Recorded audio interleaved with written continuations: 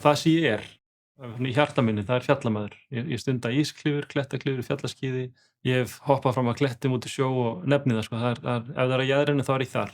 Þessi svona útgáfa af mér varð ekki almennilega til fyrr en eftir ég sem sagt fékk krabbamein, veiktist og fékk heilsu, að þá tók bara líf við og það er svona sá maður sem ég er búinn að vera núna í hartnær 15 ár. Ég heiti Ágúst Kristján Stefánsson. Ég var með sárastibólgur og það leiddi til krabbameins og það leiddi til þess að ég þurfti að fara í aðgerð, stóra aðgerð þar sem að ristill var fjarlægður og meira til og ég fékk stóma í staðinn.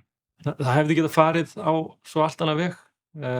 Ég hefði getað farið í myndatöku ári síðar og þá hefði krabbameinið getað verið komið miklu víðar. Ég veit ekki alveg hvar ég væri í dag, ef svo væri.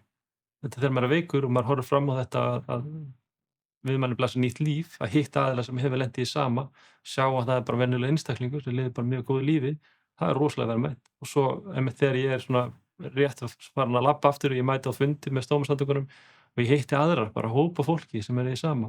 Einmitt á þeim fundum ég boðið í ferð til Noregs til þess að sigla með seglskipi frá Noregi til Danmörku og tilbaka aftur.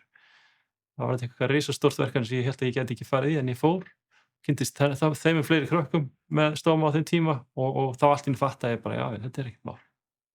Hreyfing er rosalega stór partur af mínu lífi. Fyrir mér er hreyfing geta frelsi. Það er frelsi til þess að fara út fyrir bæmörkin og njóta þess að vera til. Og það er eitthvað sem skiptir mér rosalega miklu máli og er alltaf að spá í því hvernig ég geti verið betri. Ég er nýbúinn að taka nýjan ávala.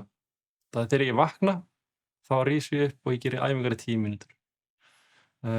Nógu mikið til að koma blóðflæðinu af stað og hjartslátturinn upp og þannig ég einhvern veginn búinn að svara lágmarks þörf míns líkama til hreyfingar. Þannig að þetta hjálpar mér mikið núna þessa dagana þegar ég er mikið að gera í vinnu. Svínu skal.